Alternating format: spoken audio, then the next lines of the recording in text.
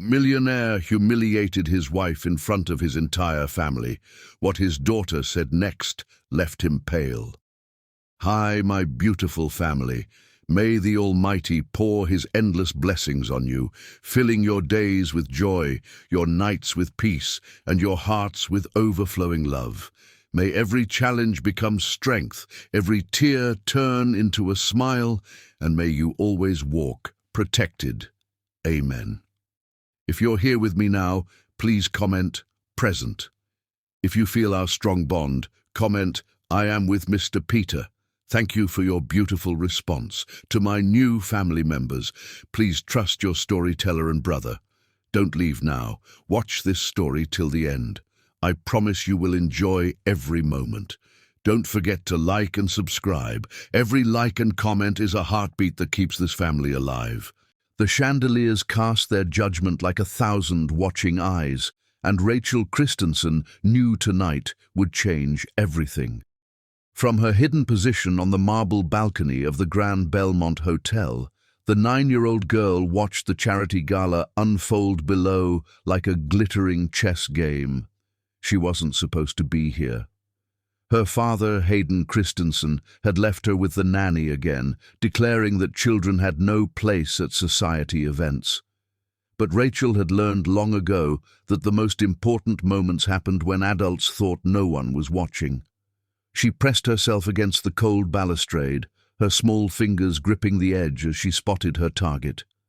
There, Elisha Cuthbert moved through the crowd like liquid grace, her deep purple gown complementing her rich brown skin that seemed to glow under the warm lights.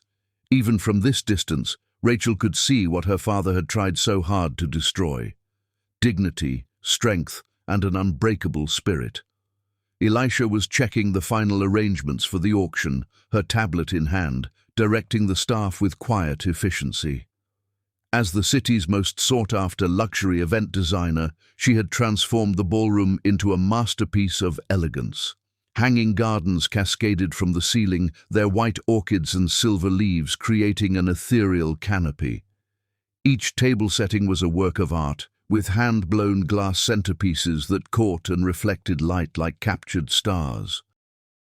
Rachel's chest tightened as she watched the woman who had once been her stepmother, the only person who had ever braided her hair with patient hands, who had read her stories even when Hayden demanded she attend to his needs instead. The woman her father had discarded like yesterday's newspaper when Scarlett Beaumont had walked into his office with her 24-year-old smile and her father's investment portfolio. The memory burned. Elisha packing her things while Hayden laughed on the phone with his lawyer, boasting about how he'd hidden assets, how she'd get nothing, how she'd never amount to anything without his name and connections. Rachel had been 6 then, watching from the stairs as Elisha had looked up, seen her, and mouthed the words that had sustained Rachel through 3 years of loneliness. "Be strong, baby girl." A commotion below drew Rachel's attention. Her father had arrived. Hayden Christensen entered the ballroom like he owned it, which Rachel knew he practically did through various shell companies and intimidation tactics. At 38, he still cut an imposing figure in his 3-piece suit, his blonde hair perfectly styled, his blue eyes scanning the room with predatory assessment. On his arm, Scarlett giggled at something he whispered, her red dress designed to ensure every eye followed her movements. Rachel watched her father work the room, shaking hands with the mayor, clapping the district attorney on the shoulder, kissing the cheeks of society wives who whispered behind their fans about his scandalous divorce. He was in his element, the puppet master pulling strings, unaware that his own daughter had been documenting every cruel word, every shady deal, every moment of his true nature. The auction was about to begin when it happened. Elisha took the stage to introduce the evening's proceedings, her voice clear and professional as she thanked the sponsors and outlined the cause, a new wing for the Children's Hospital. She was radiant, confident, in complete control of the moment. That's when Hayden struck. "Well, well," his voice boomed across the ballroom, deliberately loud, deliberately cruel. Elisha Cuthbert, everyone. From cleaning my house to, what is it you call yourself now? An event designer? He laughed, the sound sharp as breaking glass. I suppose we should applaud her journey from maid to whatever this is. The ballroom fell silent. 500 of the city's most influential people turned to stare. Elisha's hand stilled on the microphone, but she didn't flinch. Rachel pulled out her phone, already recording, her young fingers steady despite her racing heart.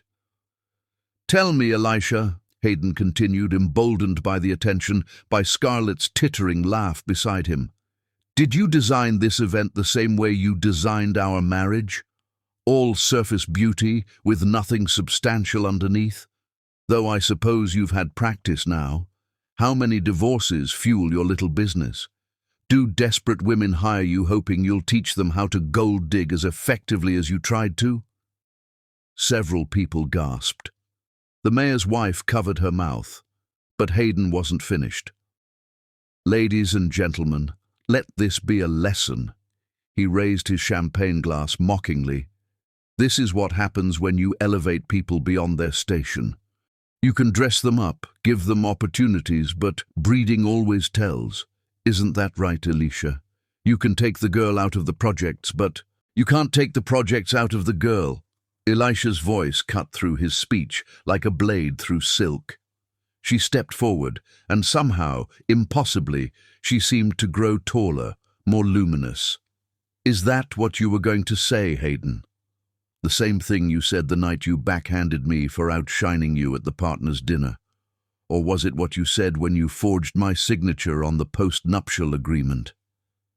The silence deepened, became something living, breathing. Elisha descended from the stage, each step measured, regal. You want to discuss breeding? Let's discuss it. My mother was a nurse who worked 3 jobs to put herself through school. My father was a teacher who believed education could change the world. They taught me that character isn't inherited, it's chosen, every single day. She stood directly in front of him now, and Rachel could see her father's hand trembling slightly around his champagne flute. You're right about one thing, though, Elisha continued, her voice carrying to every corner of the ballroom.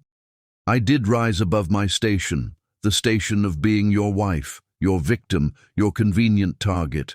And yes, my business is built on helping women rebuild after men like you try to destroy them. There are 17 women in this room alone who have hired me. Would you like to know why? Hayden's face had gone pale, his mouth opening and closing like a fish gasping for air. Because I don't just design events, Hayden. I design resurrections. I take the ashes you men leave behind, and I help women rise from them, phoenix after phoenix after phoenix. And every single success, every smile I help create, every woman who stands taller because of what we've built together, that's my revenge. Not against you, because you're not worth that energy, but against the idea that we should stay broken because you tried to break us. She turned to address the room. And in that moment, Rachel saw what her father had tried to destroy and failed. True power, the kind that didn't need cruelty to sustain it. The auction will begin in 5 minutes, Elisha announced calmly. I hope you'll all bid generously. After all, the children we're helping tonight deserve better than the examples some of us set. The room erupted in applause. Not polite society applause, but real, thunderous approval. The mayor's wife started it, standing as she clapped. Then the district attorney's daughter. Then table after table rose to their feet, applauding not just Elisha's words, but her courage, her dignity, her absolute destruction of Hayden Christensen, without raising her voice or lowering herself to his level. Hayden stood frozen, his champagne glass still raised in his mock toast, as the room's approval washed over his ex-wife. Scarlett tugged at his arm, hissing something about leaving, but he seemed rooted to the spot, watching his carefully constructed social dominance crumble in real time. From the balcony, Rachel smiled for the first time in 3 years. She saved the recording, labeled it Evidence File Number 1, and created a new folder on her phone. Operation Phoenix. Her father had made a critical error tonight. He'd reminded Rachel why Elisha deserved justice, and Rachel Christensen, 9 years old and wise beyond her years, had just appointed herself the architect of his destruction. Below, she caught sight of a man she'd seen at other events, Grayson Whitmore, the billionaire philanthropist who always seemed to donate wherever Elisha worked. He was watching Elisha with something that looked like admiration mixed with longing. Rachel filed that information away too. Her plan would need allies.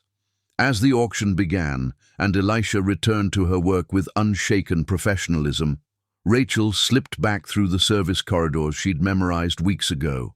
She had work to do, evidence to gather, and a woman to avenge who didn't even know she had a guardian angel. The nanny would never notice she'd been gone. Her father wouldn't check on her tonight. He never did after public humiliations, preferring to rage at household staff or drink himself into oblivion. But Rachel would remember everything. She would document everything, because daughters of cruel men learned to be patient, and tonight, the real game had finally begun. Chapter 2. The Daughter's Strategic Move. 3 weeks had passed since the gala, and Rachel Christensen sat at her computer at 3 a.m., executing the most delicate phase of her plan while the house slept around her. The mansion felt like a mausoleum at this hour, all marble edges and cold surfaces that had never known the warmth of a real home. Her father's interior designer, the third one this year, had decorated everything in shades of white and grey, what Scarlett called minimalist chic, but what Rachel recognized as soulless emptiness. Even her own room felt like a hotel suite, nothing like the cozy space Elisha had created for her years ago with hand. Painted murals and shelves full of books that weren't just for show. Rachel's fingers flew across the keyboard with the skill of someone who'd been teaching herself to code since age 7. Another secret her father didn't know. The venue cancellation had been easy. She'd simply called the Riverside Country Club, pretending to be Scarlett's assistant, claiming a scheduling conflict. The caterers had been trickier, but Rachel had learned to perfectly mimic Scarlett's Valley Girl accent and entitled tone. "Oh my God, did Hayden not tell you? We're totally going in a different direction. Yeah, cancel everything. We'll call you." The final touch had been the leak to the society blogger, Penelope Worthington's daughter, suggesting that the Christensen-Beaumont engagement party was in chaos. Nothing sells papers like rich people's disasters. Now, Rachel pulled up Elisha's contact information, not from her father's phone, which would leave a trace, but from the business card she'd stolen from the gala's registration desk. Her hands trembled slightly as she composed the email from a fake account she'd created to look like Scarlett's personal assistant. "Ms. Cuthbert," she typed, "I'm reaching out on behalf of the Christensen-Beaumont family regarding an urgent matter. The engagement party scheduled for this Saturday has encountered severe complications. Miss Beaumont specifically requested your services, having witnessed your exceptional work at the Belmont Gala. She insists only you can salvage this situation. Please respond at your earliest convenience." Rachel hesitated before hitting send. Was she being cruel, forcing Elisha back into her father's orbit? But then she remembered the recording she'd captured last week, Hayden on the phone with his lawyer, laughing about how he'd hidden assets during the divorce, how Elisha had gotten exactly what she deserved, which was nothing. She hit send. The response came faster than expected at 3:47 a.m. Of course Elisha would be awake. Rachel remembered she always worked late, planning every detail to perfection. The response was professional but guarded. "Thank you for reaching out. However, I believe there may be some confusion. My schedule is fully committed for this weekend. I can recommend several excellent alternatives." Rachel smiled grimly and executed Phase 2. She called the house landline from her cell phone, knowing it would wake Scarlett but not her father, who slept with earplugs and an eye mask like the prima donna he was. She heard Scarlett's groggy voice answer from the master bedroom. "Hello? Who the hell is calling at this hour?" Rachel pitched her voice higher, younger, adding an edge of panic she didn't feel. "Scarlett, it's Rachel. I'm so sorry to wake you, but I just got a call from Naomi at the country club. She says the engagement party is cancelled, and the caterers called too. They said you cancelled.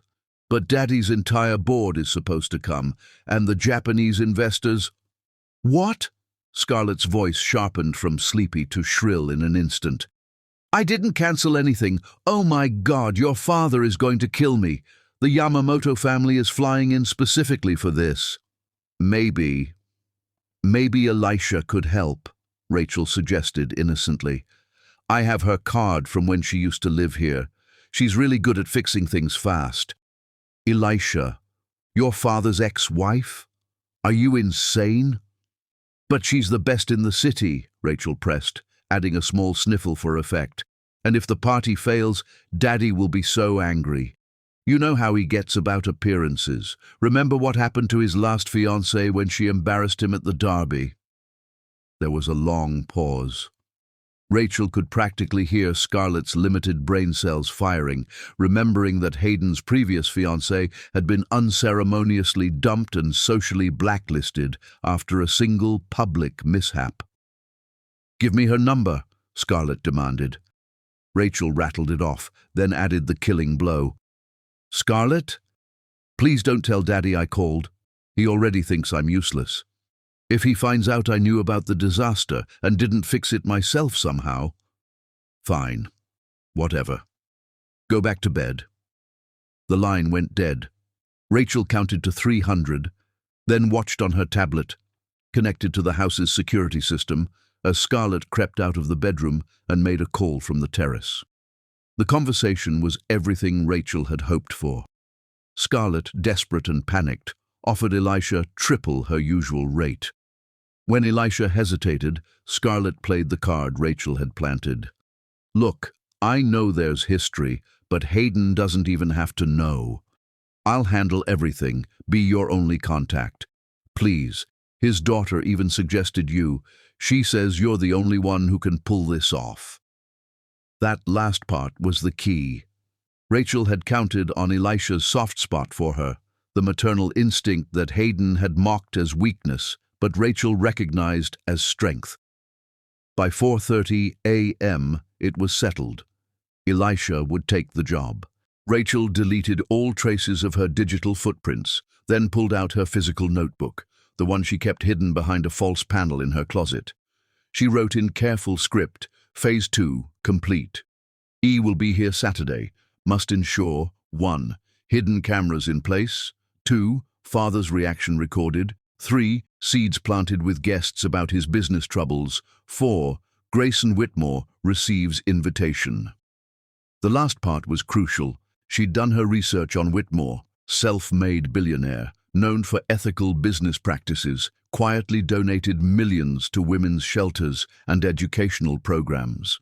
Most importantly, he'd been photographed watching Elisha at no fewer than 15 events in the past year, always maintaining respectful distance, but clearly interested. Rachel had even hacked into the Society Photographer's cloud storage and found dozens of accidentally deleted photos of Grayson looking at Elisha when he thought no one was watching. The longing in his expression was so pure it made Rachel's chest ache for the mother she'd lost and the love story that might still be possible. She closed the notebook and returned to bed, but not to sleep. Instead, she pulled up the files on her tablet, recordings, photographs, documents she'd been collecting for 3 years. Her father thought she was just a silly child who spent too much time in her room. He had no idea she'd been documenting every crime, every cruelty, every piece of evidence that would eventually destroy him. The sun was rising by the time Rachel finally closed her eyes, her plan perfectly in motion. Tomorrow, she would play the innocent daughter, surprised and delighted to see Elisha. She would watch her father squirm as his ex-wife proved her superiority once again. She would plant more seeds of his destruction while appearing to be nothing more than a lonely child seeking affection. Saturday arrived with the kind of crisp autumn air that made the Connecticut countryside look like a postcard. Rachel dressed carefully in the outfit Elisha had bought her 3 years ago, a deep blue dress that her father had tried to throw away, but Rachel had hidden. She wanted Elisha to see she'd kept it, treasured it. She was sitting in the garden when Elisha arrived, deliberately positioned where she could seem surprised, but also where Elisha would see her first, not Hayden or Scarlett. "Rachel?" Elisha's voice was exactly as she remembered, warm honey over steel strength. "Oh my goodness, look how you've grown." Rachel let her carefully constructed walls drop for just a moment, becoming the child she might have been in a different life. She ran to Elisha, threw her arms around her waist, and for a heartbeat allowed herself to feel the maternal warmth she'd been denied for 3 years. "I missed you," she whispered, and meant it. Elisha held her tightly, and Rachel felt the woman's surprise at how thin she'd become, how her designer clothes couldn't hide the sharp angles of a child who often forgot to eat because no one reminded her to. "Baby girl," Elisha murmured, and Rachel heard the concern, the old protectiveness stirring. "Perfect." "Rachel?" Scarlett's sharp voice cut through the moment. "What are you doing? Let Miss Cuthbert work. You have your Mandarin lesson in an hour." "On a Saturday?" Elisha asked, her tone carefully neutral. "Hayden insists she maintain her schedule," Scarlett said dismissively. "Discipline builds character, he says." Rachel saw Elisha's jaw tighten, but her smile remained fixed. "Of course. Rachel, it was wonderful to see you. Perhaps we can catch up later." "I'd like that," Rachel said, letting hope color her voice, while internally noting that Elisha's protective instincts were already engaged. Another piece moved into position on her mental chessboard. The rest of the morning unfolded exactly as Rachel had orchestrated. She watched from various vantage points as Elisha worked her magic, transforming the disaster into something spectacular. The woman commandeered the mansion's staff with quiet authority, had new caterers arriving within hours, and somehow convinced the country club to discover they'd made an error, and the venue was actually available. But the best part was watching her father when he finally emerged from his study at noon, saw Elisha directing operations in his home, and went absolutely rigid with rage. "What the hell is she doing here?" he snarled at Scarlett, loud enough for several arriving vendors to hear. "Saving your engagement party," Elisha said calmly, not even looking up from her tablet. "Your fiancé hired me. If you have concerns, I suggest you discuss them with her. In the meantime, I have 48 hours to create magic from chaos, so if you'll excuse me." She walked past him like he was furniture, leaving Hayden standing there with his mouth open and his face reddening. Rachel recorded it all from the landing above, adding it to her collection. Chapter 3. Invisible Threads.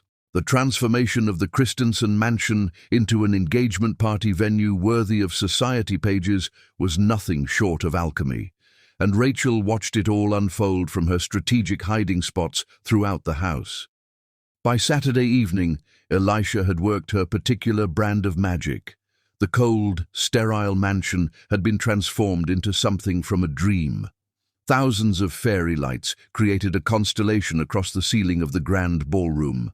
Silk draping in cream and gold softened the harsh, modern edges of the space. The gardens, which Scarlett had neglected and Hayden ignored, now bloomed with imported orchids and roses, their perfume mixing with the evening air to create an intoxicating atmosphere. Rachel, dressed in her best behavior and a modest dove-grey dress that made her look younger than her 9 years, stationed herself where she could observe everything. She had cameras rolling in 3 different locations, all disguised as part of her school project on event planning. A lie her father had barely acknowledged with a dismissive wave. The guests began arriving at 7, and Rachel noted with satisfaction that her carefully planted rumors had done their work. She could hear the whispers already. Hayden's ex-wife is running the party. I heard there was some disaster with the original planning. Scarlett must be either very confident or very stupid. But the real victory came when Grayson Whitmore arrived. Rachel had sent him a personal invitation, forging her father's signature and adding a handwritten note. Your presence would mean a great deal to the family, especially to young Rachel, who speaks so highly of your charitable work. Grayson entered like a man who belonged everywhere and nowhere simultaneously, comfortable in his skin, but carrying a loneliness that Rachel recognized because she saw it in the mirror every day. His dark hair was slightly too long for fashion, his suit impeccable, but worn with the carelessness of someone who didn't need clothes to announce his worth. His eyes, brown and kind, immediately scanned the room and found Elisha. Rachel watched him watching her, saw the way his entire body oriented toward where Elisha stood, coordinating the cocktail service. She was wearing a professional but stunning midnight blue sheath dress, her natural hair styled in an elegant updo that showed off the graceful line of her neck. She looked like a queen managing her court, and Grayson Whitmore looked like a man seeing the sun after years of darkness. "Uncle Grayson," Rachel called out, using the familiar title she'd never been given permission to use. Several heads turned, including her father's, his expression darkening at this breach of protocol. But Grayson smiled, a real smile, not the society version, and walked over to her. "Rachel, how wonderful to see you. You look lovely tonight." "Did you know Elisha planned all this?" Rachel asked innocently, loud enough for nearby guests to hear. "She saved the whole party. Scarlett says she's a miracle worker." "Is that so?" Grayson's eyes found Elisha again. "I'm not surprised. Ms. Cuthbert has quite a reputation for excellence." "You know her?" Rachel pressed, playing the curious child. "We've crossed paths at various events," Grayson said carefully. "I'm a great admirer of her work." "Just her work?" Rachel asked, with the devastating honesty only children could deploy. Grayson actually colored slightly, and Rachel felt a flutter of victory. Before he could answer, Elisha appeared, having noticed their conversation. "Mr. Whitmore," she said professionally, though Rachel caught the slight catch in her voice. "How kind of you to attend. Ms. Cuthbert, the transformation is remarkable, though I understand that's your specialty, making beauty from difficult circumstances." Their eyes held for a moment too long, and Rachel could practically feel the chemistry crackling between them. But Elisha, ever professional, simply nodded and turned to Rachel. "Sweetheart, shouldn't you be with the other young guests? I believe there's a special children's area in the conservatory." "I'd rather stay with you," Rachel said truthfully. "Father never notices where I am anyway." She saw the flash of concern in Elisha's eyes, the maternal instinct flaring. "Well, perhaps you could help me with something. I need someone to ensure the dessert presentation is perfect. Think you could be my assistant?" "Really?" Rachel let excitement color her voice. "Oh yes, I'd love to help." As they walked toward the kitchen, Grayson following at a discreet distance, Rachel heard her father's voice cutting through the party noise. "Quite the performance," Hayden was saying to a group of his business associates, his voice carrying that particular tone of cruelty he'd perfected. "My ex-wife playing party planner, though I suppose it's fitting. She always was better at appearances than substance." "Funny," one of the men, Mr. Yamamoto, the Japanese investor, said coolly. "I was just thinking how substantial this event is. My wife is particularly impressed. She wants Ms. Cuthbert's contact information for our anniversary celebration." Hayden's laugh was forced. "I'm sure Scarlett could give you some recommendations for more appropriate planners." More appropriate than the woman who single-handedly saved your engagement party? Mrs. Yamamoto had joined them, her tone deceptively mild. How interesting. In Tokyo, we have a saying, "The cherry blossom that blooms after the harsh winter is the most beautiful." Your ex-wife seems to have bloomed quite magnificently. Rachel bit back a smile as she watched her father struggle for a response, but the best was yet to come. The dessert presentation was Elisha's masterpiece, a 7-tier cake that was less confection and more architecture, with sugarwork so delicate it looked like spun glass, surrounded by individual desserts that were miniature works of art. Rachel stood beside Elisha as the cake was wheeled out, and she made sure to be looking at her father when his jaw dropped.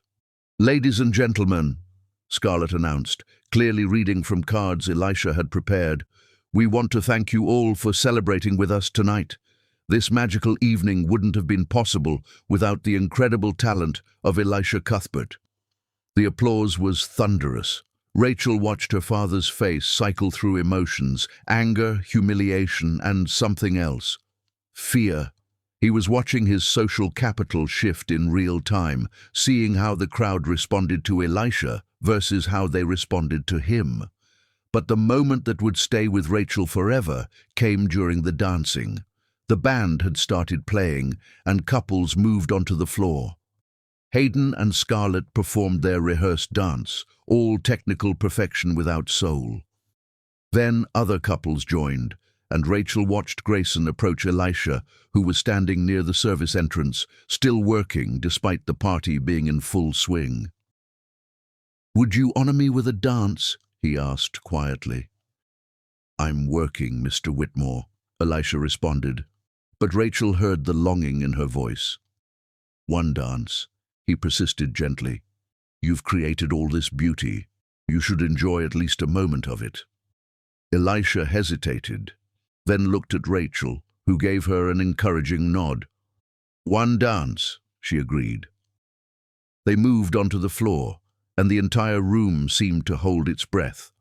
Where Hayden and Scarlett had been stiff and rehearsed, Elisha and Grayson moved like water, like they'd been dancing together their entire lives. He held her with careful respect, but his eyes devoured her with a hunger that was all the more powerful for being restrained. "They're beautiful together," someone whispered. "Like a fairy tale," another voice agreed. "Makes you wonder what kind of fool would let a woman like that go," a third added, loud enough for Hayden to hear. Rachel pulled out her phone, recording not just the dance but her father's face as he watched his ex-wife outshine him at his own engagement party. She saw the moment he realized what everyone else was thinking, that he'd traded a diamond for glass, that his cruelty had cost him something precious. But more importantly, she saw Scarlett watching too, saw the younger woman's face tighten with jealousy and insecurity. Seeds of doubt, Rachel thought. Water them carefully and watch them grow. The dance ended, and Grayson and Elisha separated with visible reluctance. But as Grayson walked Elisha back to her station, his hand briefly touched hers, just a brush of fingers, but Rachel saw Elisha's breath catch, saw her touch that hand with her other one as if to hold the sensation. The rest of the party proceeded flawlessly, but Rachel noticed the shift in dynamics. Guests sought out Elisha to compliment her work. Business cards were exchanged. Scarlett grew increasingly sullen as person after person praised the ex-wife's superiority. And Hayden drank, heavily. Near midnight, when the party was winding down, Rachel found Elisha on the terrace, finally taking a moment to breathe. The woman looked tired but triumphant, and Rachel felt a surge of fierce pride. "You were amazing," Rachel said softly, coming to stand beside her. "Thank you, sweetheart. You were quite the helper tonight." "Elisha?" Rachel let vulnerability creep into her voice. "Do you ever think about before, when you lived here?" Elisha's expression softened. "Sometimes. I think about you a lot, actually. I've wondered if you were okay, if you were happy." "I'm not," Rachel said simply, honestly. "Happy, I mean. Father he doesn't see me. Not really. And Scarlett thinks I'm an inconvenience. Sometimes I feel like a ghost in my own house." "Oh, baby girl." Elisha turned to face her fully, and Rachel saw tears threatening in her eyes. "You are not a ghost. You are a brilliant, dozens of them, all addressed to Elisha, all unmailed. The earliest was dated just after their wedding, the latest from last month." Rachel's hands trembled as she photographed each one, reading her father's words with growing nausea and rage. "My darling Elisha," one began, "I hit you again today. You'll never read this, but I need to write it. I need to confess that every time I hurt you, I feel powerful for a moment, then hollow forever after. You're everything I'm not. Warm, genuine, capable of real love. I destroy you because I can't be you, because your light makes my darkness unbearable." Another, from the week before he'd served her with divorce papers, "I'm going to leave you with nothing. It's already in motion. But know that taking everything from you won't fill this emptiness. You'll rebuild because that's who you are. You'll rise, and I'll watch from my cold tower, surrounded by people who fear me but don't love me, knowing I had love and murdered it with my own hands." The most recent one made Rachel's blood run cold. "Saw you at the gala. You were magnificent. I wanted to kneel at your feet and beg forgiveness. Instead, I humiliated you again. It's all I know how to do. Rachel looks more like you every day, acts like you. Sometimes I hate her for it. Sometimes I hate her for being the proof that you existed in my life, that I had something real and destroyed it. I'm going to destroy her too. It's what I do." Rachel photographed everything, her young mind trying to process the pathology of a man who knew he was a monster but chose to remain one. These letters weren't love. They were the self-pitying confessions of an abuser who wanted credit for feeling bad about his abuse while continuing to perpetrate it. She was so absorbed that she almost missed the sound of footsteps in the hallway. Almost. Moving with practiced efficiency, Rachel returned everything to its exact position, closed the safe, and slipped behind the heavy curtains, just as the door opened. It wasn't Hayden or Scarlett. It was Stella Christensen, Hayden's older sister. Stella was everything Hayden wasn't: kind, principled, and strong, in a way that didn't require cruelty. She'd been the only family member to maintain contact with Elisha after the divorce, though she had to do it secretly. She stood in the doorway for a moment, then entered and went straight to Hayden's desk. "I know you're here, Rachel," she said quietly.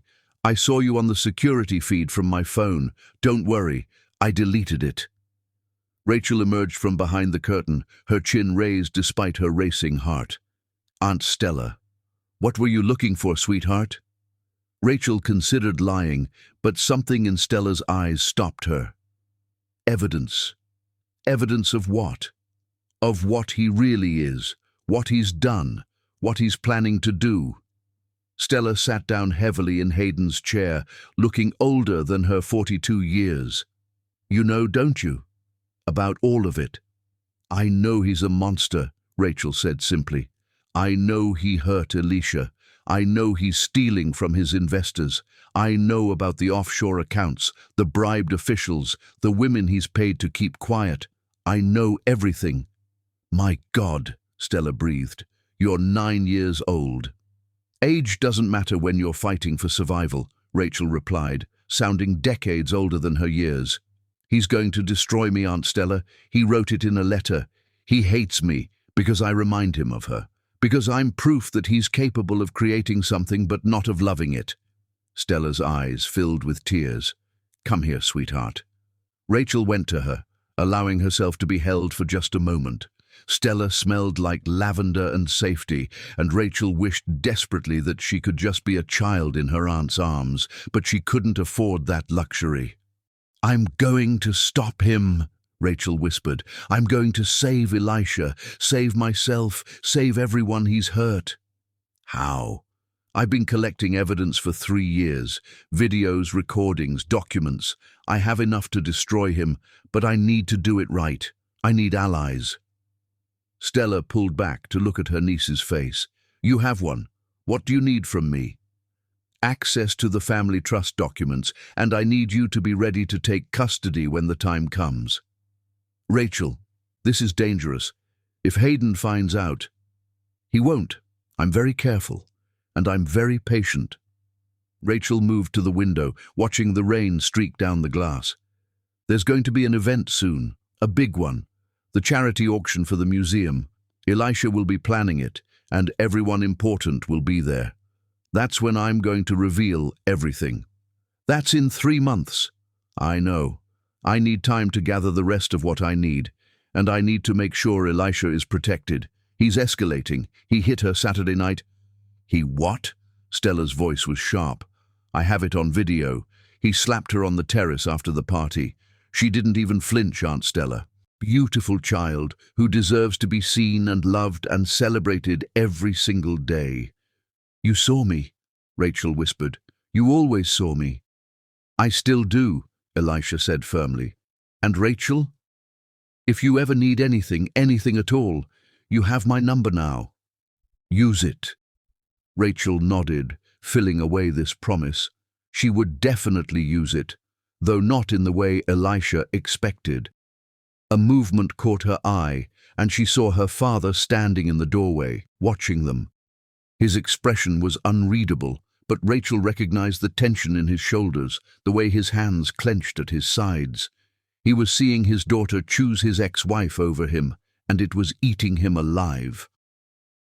"Rachel," he said coldly, "bed, now." "Yes, father," Rachel said obediently, but before she left, she hugged Elisha tightly, whispering, "Thank you for coming back." As she passed her father in the doorway, she heard him hiss at Elisha, "Stay away from my daughter." "She's the one who sought me out, Hayden," Elisha replied calmly. "Perhaps if you paid her any attention, she wouldn't need to seek maternal affection from someone you discarded. You know nothing about my relationship with my daughter. I know she's lost weight. I know she's lonely. I know she's desperately seeking approval you're too narcissistic to give. And I know that one day she's going to be old enough to choose who she wants in her life. You might want to think about that." Rachel paused at the top of the stairs, recording every word on her phone. Her father's response was predictably cruel. "She's my blood. She'll always choose me." "Blood doesn't make family, Hayden. Love does. And you don't know how to love anyone but yourself." The slap was sharp and sudden. Rachel gasped, nearly dropping her phone, but she kept recording as Elisha stood there, her cheek reddening, her expression not shocked but sadly unsurprised. "There he is," Elisha said quietly, "the real Hayden Christensen, the one who hits women when they speak truths he doesn't want to hear." "You'll say nothing about this," Hayden snarled.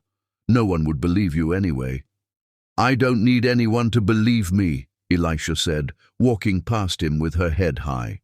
"You just proved everything I needed to know. You haven't changed at all." After they were both gone, Rachel saved the video to her encrypted cloud storage, labeling it Evidence File Number 47, Assault.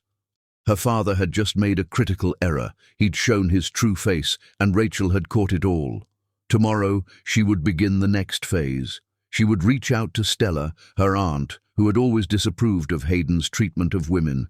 She would plant more seeds with Scarlett about Hayden's temper.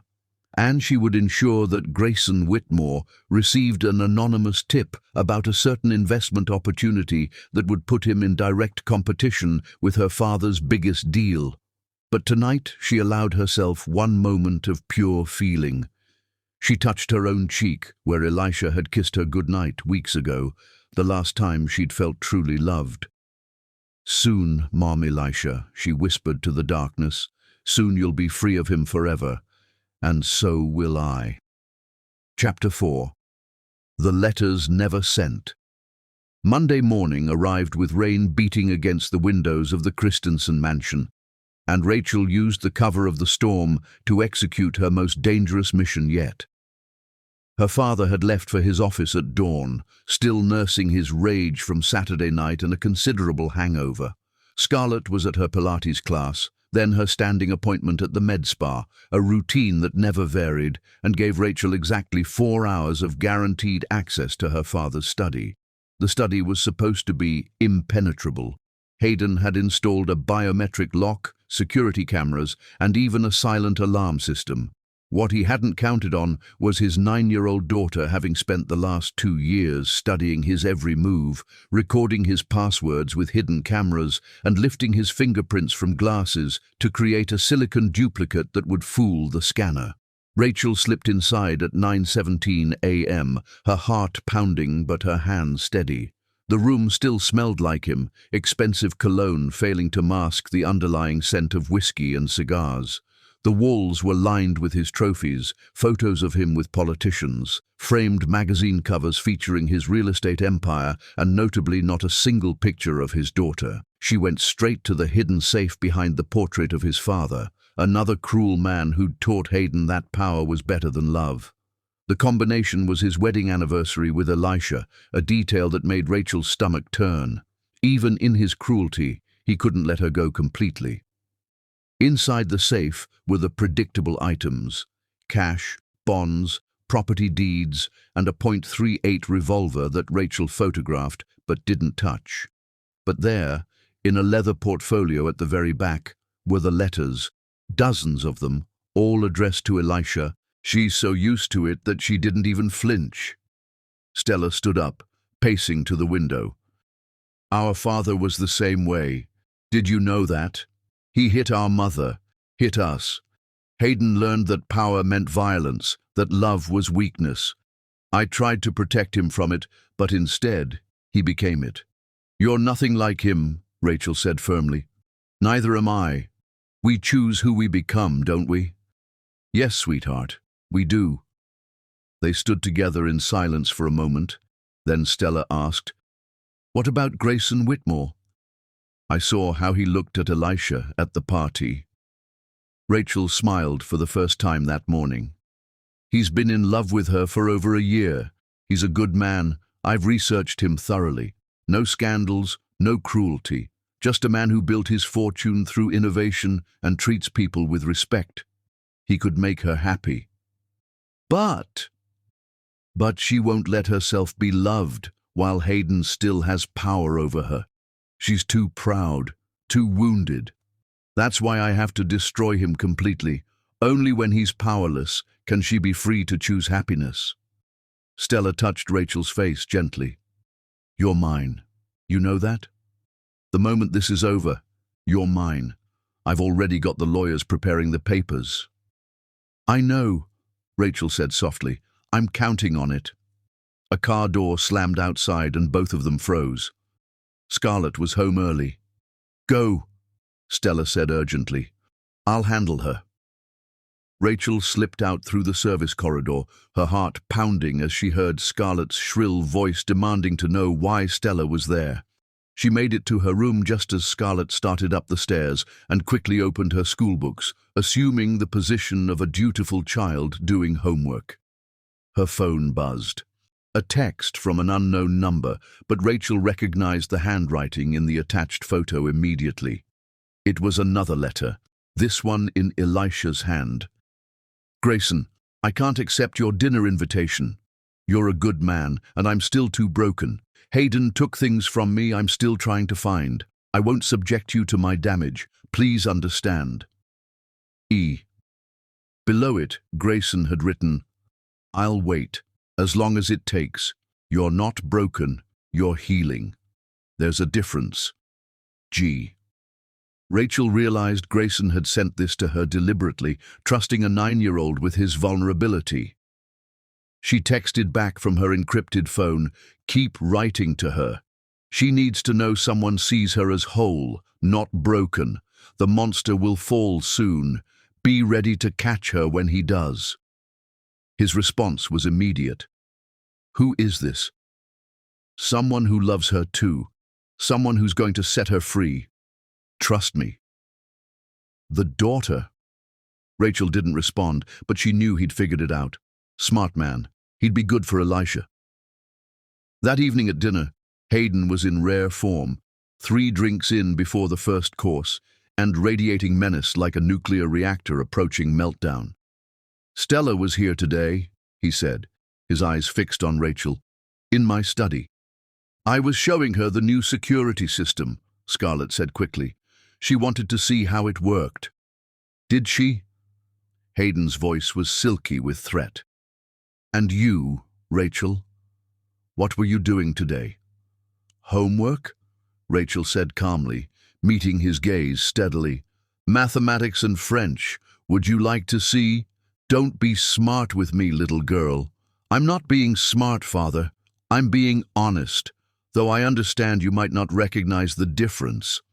The silence was deafening. Scarlett's fork clattered against her plate. Hayden stood slowly, his face darkening. "Go to your room." "May I take my dinner?" "Go!" Rachel stood with dignity, exactly as she'd seen Elisha do 1,000 times. "Good evening, Father. Scarlett." As she walked up the stairs, she heard Scarlett whisper, "She's just like her." "I know," Hayden replied, and the hatred in his voice was pure poison.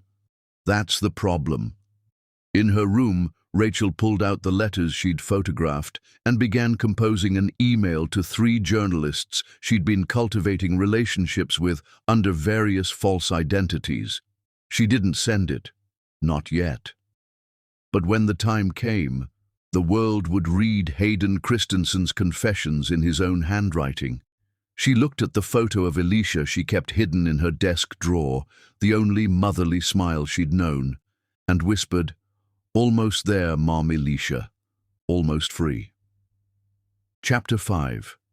When Kings Fall. The Metropolitan Business Alliance's annual gala was the crown jewel of the city's social calendar, and this year, Elisha Cuthbert wasn't just planning it. She was being honored as Entrepreneur of the Year. Rachel had orchestrated this too, though no one would ever know, through careful manipulation of online voting, strategic emails from concerned citizens praising Elisha's work, and a particularly glowing recommendation she'd ghostwritten from the mayor's wife, sent from a spoofed email address. She'd ensured Elisha would be standing on that stage, triumphant, while her father watched from below. The November evening was crystalline, cold enough to require furs and wraps, the kind of weather that made the city shimmer like a jewel box. Rachel had convinced Stella to bring her as her +1, claiming she needed to attend for a school project on successful women in business. Hayden couldn't refuse his sister without looking petty, though his jaw had clenched when he heard Rachel would be there. The ballroom of the Ritz-Carlton had been transformed into Elisha's vision of modern Versailles, mirrors and gold, but softened with thousands of white roses and hanging crystals that caught the light like frozen fireworks. It was opulent but tasteful, commanding but not desperate, everything Hayden tried to be but wasn't. Rachel positioned herself strategically near the sound system, her phone ready to record everything.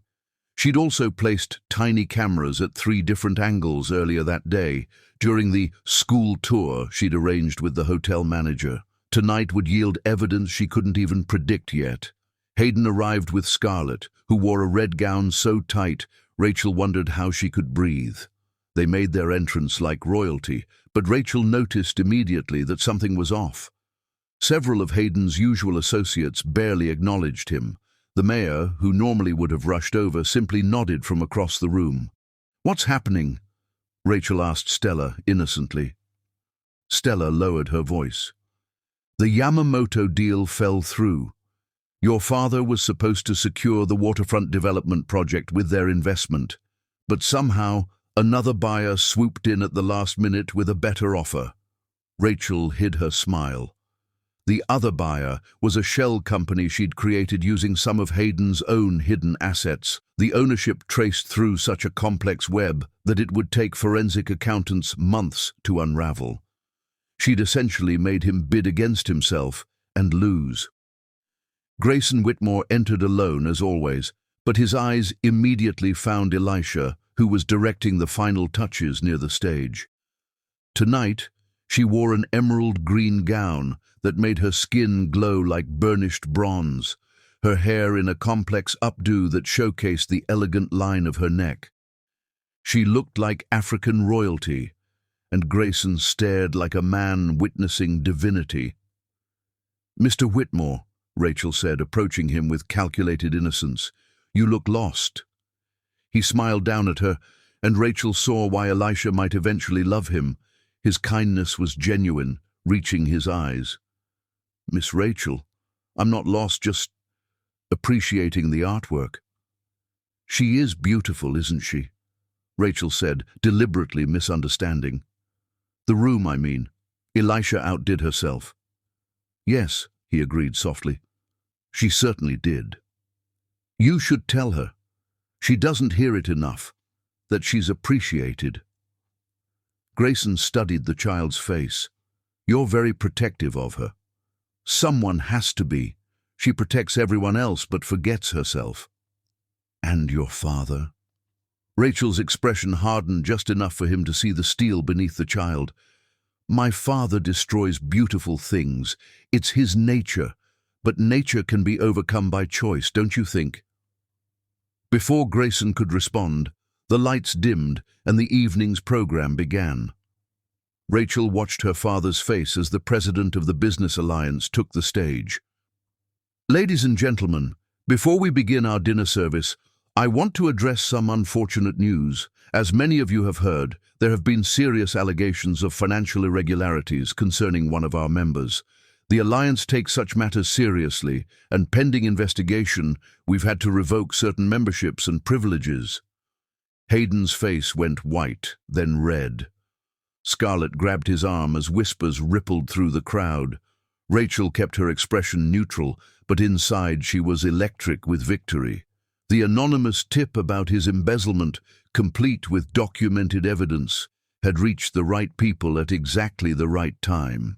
"However," the president continued, "tonight is about celebrating excellence, integrity, and innovation. No one embodies these qualities more than our Entrepreneur of the Year, Elisha Cuthbert."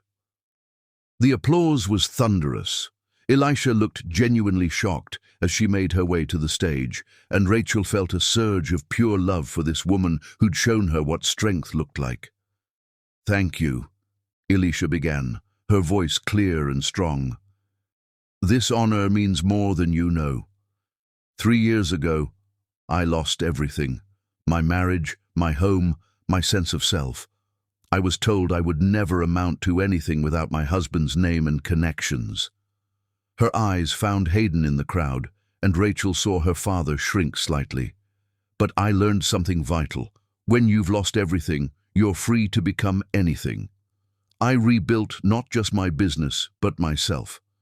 Every event I plan, every celebration I coordinate is a testament to resurrection, to the phoenix rising not in spite of the ashes, but because of them." More applause. But Elisha wasn't finished. "I want to dedicate this award to every woman who's been told she's not enough, to every person who's had to rebuild from ruins, and especially to a young girl who reminds me daily that strength isn't about never falling, it's about how you rise." Her eyes found Rachel, and Rachel felt tears threatening for the first time in years. She touched her hand to her heart, and Elisha mirrored the gesture. That's when Hayden exploded. "This is ridiculous," he shouted, standing abruptly.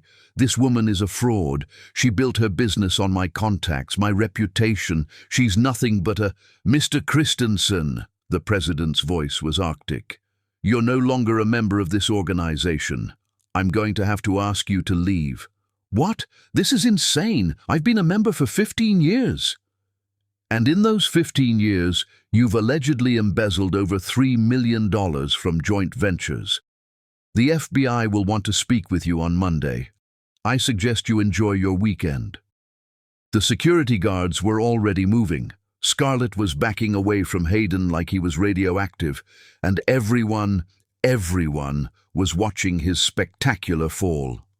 "This is her doing," Hayden pointed at Elisha. "She's poisoning you all against me." "No, Hayden," a new voice said. Rachel turned to see Mr. Yamamoto standing. "Your destruction is entirely self-made. Ms. Cuthbert has been nothing but professional. You, however, tried to bribe my associates, forge my signature, and steal from my company. We have it all documented." More gasps. Rachel made sure her cameras were catching every angle. "As do I," another voice added. "Mrs. Pemberton, the mayor's wife. You attempted to blackmail my husband with fabricated photos. We have the forensic analysis proving they're fake." "And I," Grayson said, standing slowly, his presence commanding attention. "You tried to sabotage my acquisition of the waterfront property by spreading lies about environmental concerns. Fortunately, the EPA cleared everything yesterday. It was an avalanche, each revelation building on the last." Rachel watched her father's world crumble in real time, saw the exact moment he realized he'd been outmaneuvered not by one person but by everyone he'd wronged. "Rachel," he said suddenly, his eyes finding his daughter, tell them this is all lies." Rachel stood slowly, and the room seemed to hold its breath. This 9-year-old child commanded attention like someone triple her age. "I can't lie for you, Father," she said clearly. "I have recordings of you admitting to everything they're saying. I have documents you thought you'd destroyed. I have videos of you hurting people, including Elisha. You little—" He started toward her, but Grayson and 3 other men stepped between them. "I'd think very carefully about your next move, Christensen," Grayson said quietly, dangerously. "She's my daughter." "No," Rachel said, her voice carrying across the silent ballroom. "I'm Elisha's daughter in every way that matters. You're just the man whose DNA I carry, a biological accident I'll spend my life overcoming." The words hit him like physical blows. He stood there, swaying slightly, his empire in ruins, his daughter rejecting him publicly, his ex-wife standing triumphant on the stage above him. "Security," the president said firmly. "Please escort Mr. Christensen out." As the guards approached, Hayden made one last desperate play. "Scarlett, tell them we're leaving." Scarlett looked at him, then at the room full of powerful people who'd just rejected him, then at her own future, disappearing. "I don't know you," she said coldly, removing her engagement ring and dropping it on the floor. "I never did." She walked away, her heels clicking like a countdown to his complete isolation. Hayden was escorted out in full view of everyone, but not before he turned back one more time. His eyes found Rachel, and what she saw there should have frightened her. Pure, undiluted hatred. "This isn't over," he mouthed. Rachel smiled, an expression far too knowing for a child. "Yes, it is," she mouthed back. After he was gone, the room erupted in confused conversation. Elisha had come down from the stage and was moving toward Rachel, but Grayson reached the child first. "Are you all right?" he asked gently. "I'm free," Rachel said simply. "We both are." Elisha reached them then, and without hesitation pulled Rachel into her arms. "Baby girl, what you did—" "What I did was overdue," Rachel said, her voice muffled against Elisha's dress. "He hurt you. He hurt so many people. Someone had to stop him." "But you're 9 years old. Age doesn't matter when you're fighting monsters." Rachel pulled back to look at Elisha's face. "You taught me that. Every time you stood tall when he tried to break you, you taught me that." Chapter 6. The Garden of Truth. The memorial garden dedication was scheduled for the last Sunday in November, when the autumn leaves created a tapestry of gold and crimson against the grey Connecticut sky, and Elisha had poured her heart into every detail. Rachel had known about this event for months. It was Elisha's most personal project, a garden dedicated to her late mother, Naomi Cuthbert, on the grounds of the hospice where she'd spent her final days. What Rachel hadn't expected was for her father to know about it too, or for him to plan his cruelest attack yet. Since his public humiliation 3 weeks ago, Hayden had been spiraling. The FBI had frozen his assets pending investigation. His business partners had abandoned him. Even his country club had quietly suggested he might be happier elsewhere. But a wounded predator was the most dangerous kind, and Rachel knew he would strike back. She'd intercepted his emails, his password remained pathetically predictable, and discovered his plan: destroy the memorial service, humiliate Alicia at her most vulnerable moment, and use it to fuel a narrative that she was unstable and vindictive, ammunition for the custody battle he was planning to wage over Rachel. But Rachel had plans of her own. The morning of the dedication dawned crisp and bright. Rachel had stayed with Stella the night before, claiming she felt unsafe at home with her father's increasingly erratic behavior. It wasn't a lie. Hayden had taken to drinking heavily and raging at Shadows, and Scarlett had moved out entirely, taking her jewelry and leaving her engagement ring in the toilet. Rachel dressed carefully in the navy dress Elisha had given her years ago, now a bit short but still precious. She pinned a white rose to her collar, Naomi's favorite flower according to the research she'd done. "You sure you want to go?" Stella asked, concern evident in her voice. "If Hayden shows up?" "He will," Rachel said calmly, "but I'll be ready." They arrived at the hospice grounds early. Elisha had transformed the space into something magical, a circular garden with winding paths, each section representing a different aspect of her mother's life. The nurse's corner with healing herbs, the teacher's grove with benches for reading, the mother's heart at the center with a fountain that sang softly in the morning air. Alicia was there already, arranging the final touches. She wore a simple black dress with an African kente cloth stole, honoring both her mourning and her heritage. When she saw Rachel, her face softened. "You came," she said softly. "You needed me here," Rachel replied simply, "and I have something for you." She pulled out a small leather journal, worn with age. "I found this in Father's safe. It's your mother's. He must have taken it when he threw out your things." Elisha's hands trembled as she took the journal. "My God, I thought it was lost forever. This has her last words, her letters to me." Tears streamed down her face. "Rachel, how did you—" "It doesn't matter how. What matters is, it's back where it belongs." Grayson arrived then, and Rachel noticed he'd brought an entire team of discreet security. Smart man. He'd sensed trouble too.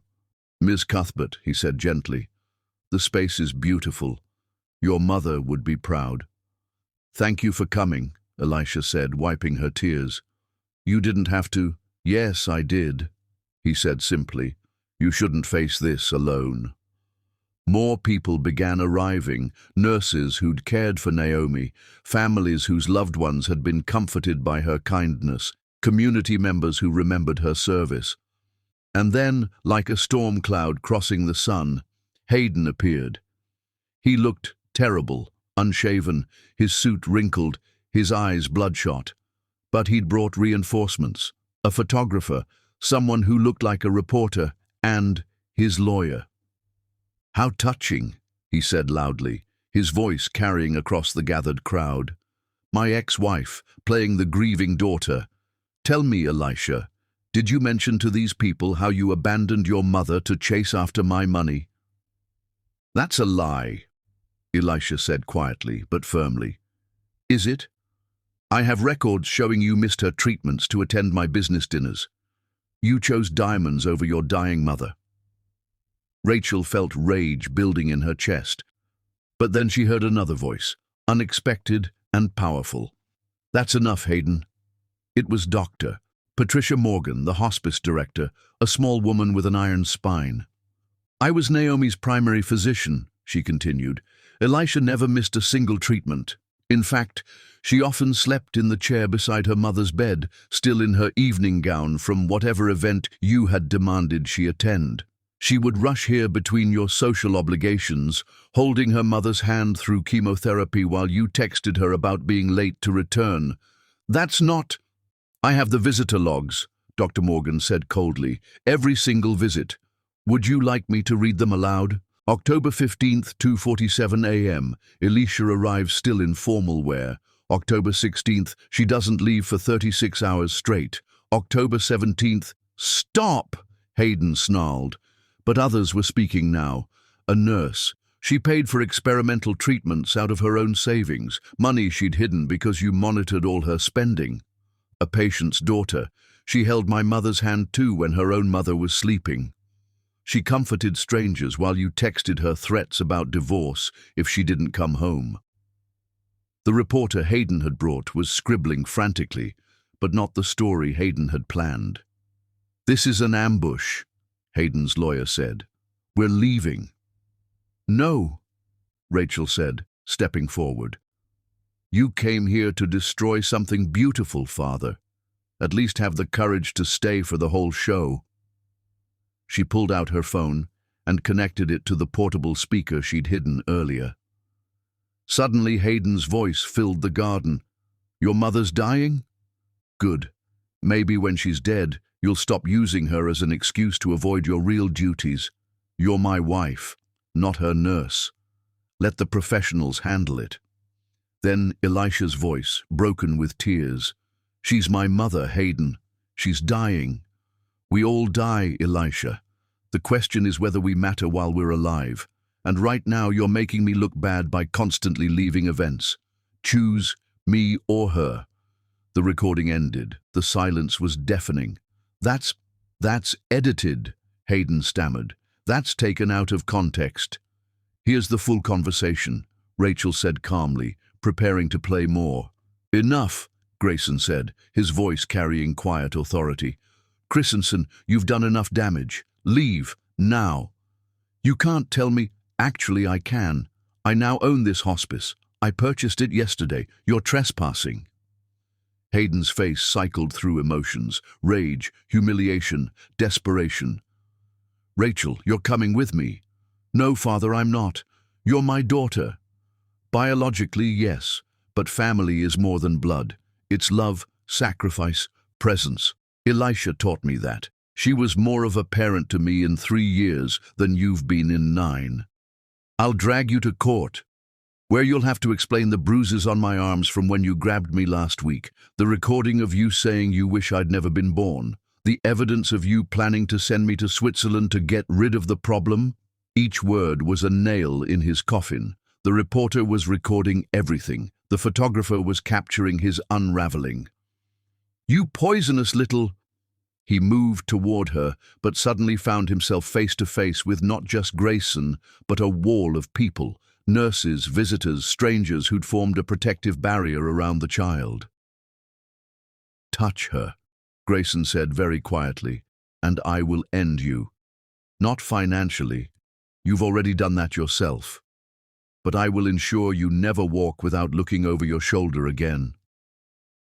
Something in his tone must have penetrated Hayden's rage because he stepped back. "This isn't over," he said to Elisha. "I'll destroy you." "No, Hayden," Elisha said, and her voice was almost pitying. "You'll try. You'll fail. And eventually you'll realize that your destruction was always internal. You carry your own hell with you."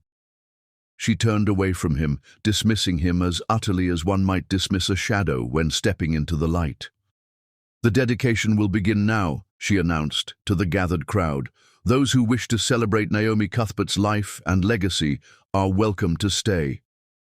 Hayden stood there for another moment, a king without a kingdom, a father without a family, a man without a soul worth saving. Then he turned and walked away, his lawyer and hired witnesses trailing after him like reluctant shadows. The dedication proceeded beautifully after that. Elisha spoke about her mother with love and grace, reading from the recovered journal. Others shared memories. Even Rachel spoke, talking about how Naomi's granddaughter of the heart was carrying on her legacy of strength.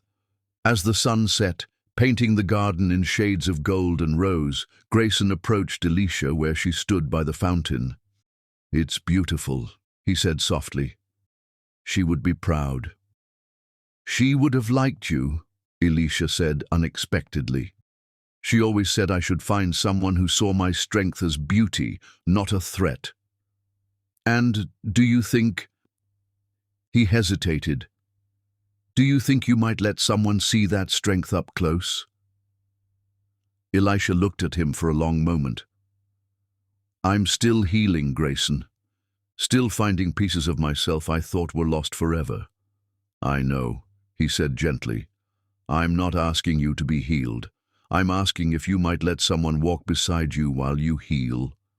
Their hands were resting on the fountain's edge, and slowly, so slowly it might have been accidental, their fingers touched. Just barely, just enough for Rachel to see from where she watched. "Maybe," Elisha whispered. "Maybe." Chapter 7. Beneath the Mask. The engagement party that Hayden had insisted on throwing despite losing Scarlett was perhaps the most spectacular example of delusional grandeur the Connecticut social scene had ever witnessed. It was 2 weeks before Christmas, and Hayden had somehow convinced a young socialite named Penelope Ashford, 23, desperate for status and heir to a pharmaceutical fortune, to accept his proposal after knowing him for exactly 18 days. The speed was desperate, the motive transparent. Hayden needed to appear stable for his upcoming court battles and frozen asset hearings. Rachel had been ordered to attend, dressed in a ridiculous pink confection that made her look like a demented birthday cake. She'd complied, knowing this would be the perfect stage for the next phase of her plan. The party was at the Fairmont Hotel's ballroom. Hayden couldn't use his mansion, which was being assessed by federal investigators. He'd hired the most expensive everything, trying to project wealth he no longer possessed. The effect was gaudy rather than elegant, desperate rather than confident. But the masterstroke of delusion. He'd hired Elisha's company to plan it. Of course, he hadn't hired her directly. He'd gone through Penelope, who'd gone through her mother, who'd insisted on the best, without realizing the irony. Elisha had accepted, and Rachel knew exactly why. This was Elisha's chance to show everyone definitively who had truly won. The ballroom was exquisite in its restraint. Where Hayden had demanded opulence, Elisha had delivered elegance. Where he'd wanted to scream wealth, she'd whispered class. It was so perfectly not what he'd wanted while being exactly what he'd asked for that Rachel had to bite her lip to keep from laughing. "Champagne, miss?" a server asked. "Sparkling cider, please," Rachel replied, recognizing him as one of Grayson's security team in disguise. The man winked and handed her a glass, whispering, "Your aunt is by the terrace. Mr. Whitmore has the exits covered." Rachel nodded, grateful for the protection.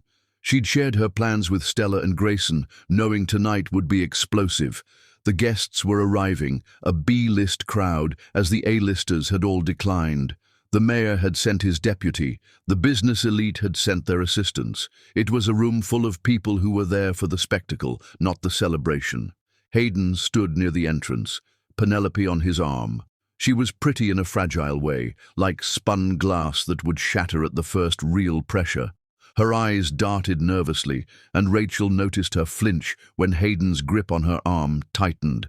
Another victim in the making. Rachel positioned herself near the stage, her phone ready. She'd prepared a presentation, weeks of work compressed into 10 minutes of devastating truth. The AV system was already queued up, thanks to a sympathetic technician who'd lost his retirement savings to one of Hayden's schemes. "Ladies and gentlemen," Hayden's voice boomed over the microphone, "welcome to our celebration of new beginnings."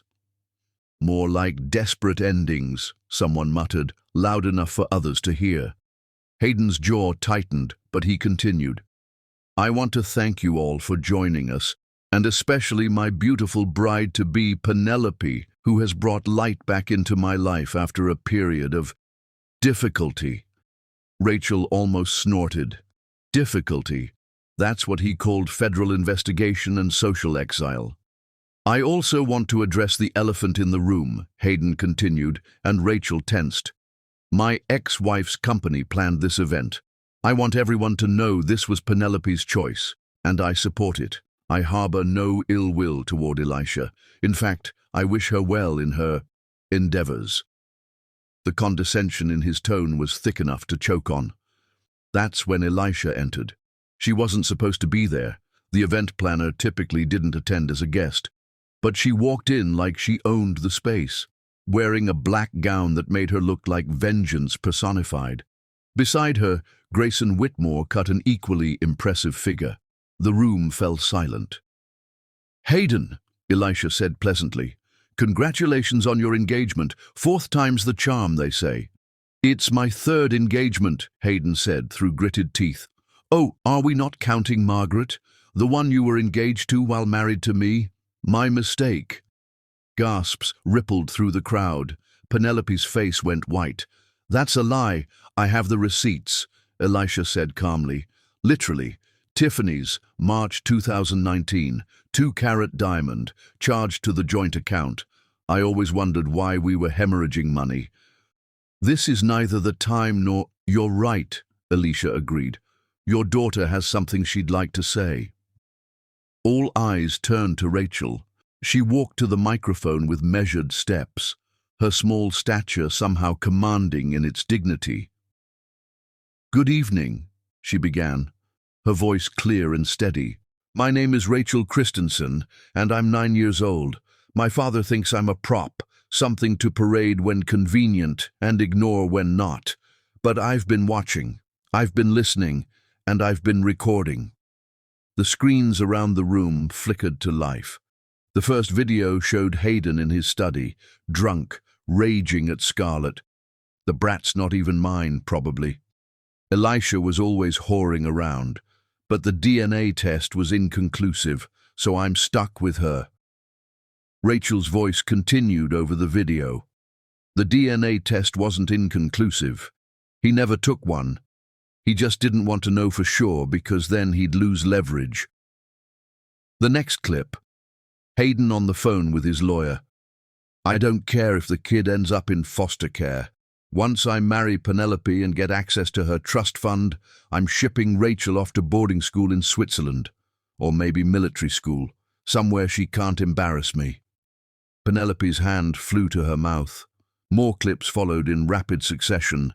Hayden admitting to bribing city officials, Hayden laughing about hiding money in offshore accounts, Hayden describing his plan to seduce Penelope for her money, Hayden calling his own daughter that thing and the mistake.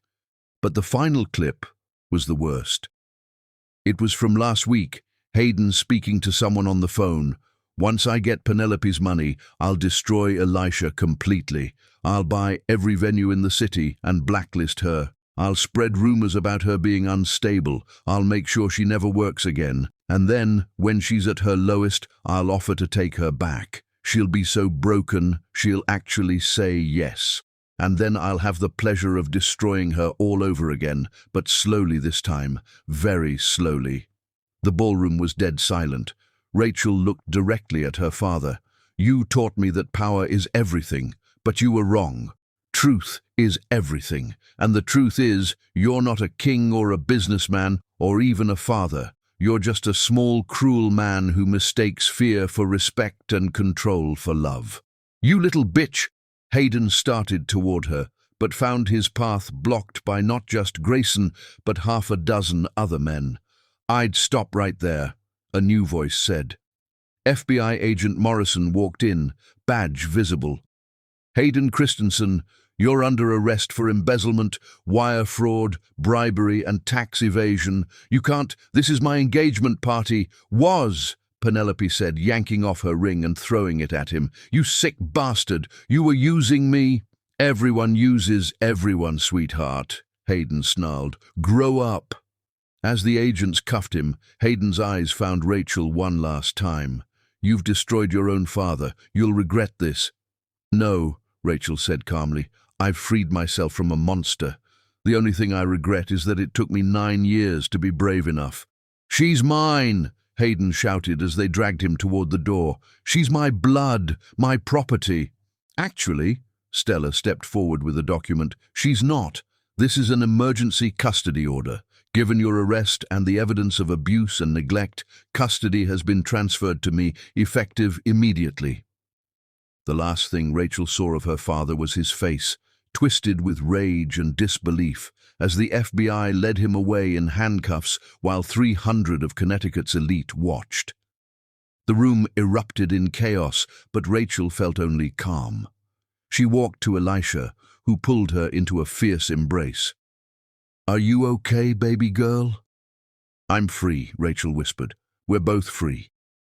Grayson stood protective nearby, and Rachel saw him touch Elisha's shoulder gently, a gesture of support, not possession. "Thank you," Elisha said to him softly, "for being here, for everything." "Always," he replied simply. Chapter 8. The Gathering Storm. The federal courthouse in Hartford was a monument to justice, all marble columns and Lady Liberty statues, but to Rachel it felt like a gladiator arena where the final battle would be fought. It was January now, 2 weeks into the new year, and Hayden's criminal trial was set to begin in 3 days. But first came the custody hearing, Hayden's desperate attempt to regain control of Rachel, claiming his arrest was a misunderstanding and that his sister had kidnapped his daughter. Rachel sat in the family court waiting room between Stella and Elisha, her hands steady despite the storm raging in her chest. She'd dressed carefully, a simple navy dress that made her look young and vulnerable, the opposite of the warrior she truly was. This was strategy. Judges sympathized with children, not 9-year-old masterminds. "You don't have to testify," Stella said gently. "The videos are enough." "No," Rachel said firmly. "He needs to hear it from me. The court needs to hear it from me, and I need to say it." Elisha squeezed her hand. "We're right here with you, no matter what." Grayson entered the waiting room, having just come from a meeting with the prosecution. His expression was grim. Hayden's hired Richardson. Stella cursed under her breath. Marcus Richardson was the most ruthless family lawyer in the state, known for destroying children on the stand to win custody battles. "Let him come," Rachel said quietly. "I have something he doesn't expect." Before anyone could ask what she meant, the bailiff called them in. The courtroom was smaller than Rachel had imagined, more intimate, which somehow made it worse. Hayden sat at the defendant's table looking haggard but defiant. He'd lost weight in custody, his designer suit hanging loose, but his eyes still burned with that familiar cruel fire. Judge Patricia Worthington presided, a stroke of luck, as she was known for prioritizing children's welfare over parental rights. She'd also been at the gala where Hayden had first humiliated Elisha, though she would never admit that influenced her. "This is a custody hearing for Rachel Marie Christensen, age 9, the judge began. "Mr. Christensen is petitioning for immediate return of custody from his sister, Stella Christensen, who currently has temporary emergency custody." Richardson stood, his voice oily with false concern. "Your Honor, my client has been the victim of an orchestrated campaign by his vindictive ex-wife and his manipulated daughter. He's a loving father whose child has been turned against him through lies and bribes." "Interesting theory," Judge Worthington said dryly. "I've reviewed the evidence submitted, nearly 100 hours of video and audio recordings. Are you suggesting a 9-year-old fabricated all of this?" "We believe the child was coached, Your Honor. Possibly drugged or hypnotized. My client wants his daughter psychologically evaluated." "I volunteer," Rachel said suddenly, standing. "Test me for anything. Drugs, hypnosis, coaching. But I want to testify first." The judge studied her. "Are you sure, young lady? You can have a child advocate present." "I don't need one. I've been my own advocate for years." She was sworn in and took the stand. Richardson approached like a shark smelling blood. "Rachel," he began with false kindness, "you love your father, don't you?" "I loved who I thought he was," Rachel replied calmly. "I loved the idea of having a father. But the actual man? No, I don't love him." "How can you love someone who sees you as property?" These are very adult words for a 9-year-old. Trauma ages you quickly, Mr. Richardson. Would you like me to use smaller words? Daddy mean. Daddy hurt people. Daddy bad. Is that better? Snickers from the gallery. The judge hid a smile. Richardson's face tightened. You've been spending a lot of time with your father's ex-wife. Has she been telling you stories about him? Number. She actually refuses to talk about him around me. She says it's not appropriate to burden children with adult problems. Unlike my father, who told me regularly that I was a burden, a mistake, and, what was the phrase? Oh yes, the consequence of a night he can't remember, with a woman he wishes he could forget. Gasps from the gallery. Hayden's face went red. That's taken out of context. Your Honor, Rachel said, turning to the judge, I have the full recording if you'd like to hear the context. It was my 7th birthday party. He was explaining to his business partner why there were no other children invited. He said bringing children around me might make their parents think he actually cared about the brat. Play it, the judge ordered. The recording filled the courtroom. It was worse in context. Hayden laughing about how he'd only kept Rachel to maintain his image as a family man for business deals. Moving on, Richardson said, clearly rattled. You claim your father neglected you, yet you lived in a mansion, attended private school, had nannies. Neglect isn't just physical, Mr. Richardson. It's forgetting your child exists for weeks at a time. It's missing every birthday, every school play, every moment that matters. It's looking through your daughter like she's invisible unless there's a camera present. She pulled out a small notebook. Would you like me to read the list? Every event he missed? I kept track. 3 years of records. He attended exactly 4 events, all of them photographed for society pages. Children exaggerate. January 15th, 2022, School Science Fair. I won first place. Father was in the building. His office is next door. He couldn't walk 50 feet. March 3rd, 2022, birthday. He was home but locked in his study. Sent the nanny with a credit card to buy a present. May 19th, 2022, school play. I played the lead. He said he'd come. I saved him a seat. It stayed empty. June, we get the point, Richardson interrupted. Do you? Rachel asked. Because there are 47 more entries for that year alone. She turned to look at Hayden directly. The saddest part isn't that you didn't love me. It's that you didn't even try to pretend except when it benefited you. Your Honor, Richardson said desperately, the child is clearly disturbed. She needs therapy, not to be kept from her father. I've been in therapy for 2 years, Rachel said calmly. Stella arranged it when she noticed I was showing signs of emotional abuse. Dr. Patricia Chen can testify if needed. She's documented everything. The judge nodded. I'd like to hear from Dr. Chen. The therapist was called. She was a small woman with a quiet authority that filled the room. Rachel is one of the most resilient children I've ever worked with, she testified. She's also one of the most traumatized. In my professional opinion, returning her to Mr. Christensen would cause irreparable psychological harm. She exhibits classic symptoms of a child who's had to raise herself while managing a narcissistic parent's ego. That's ridiculous, Hayden started to shout. Mr. Christensen, the judge warned, you'll have your chance to speak.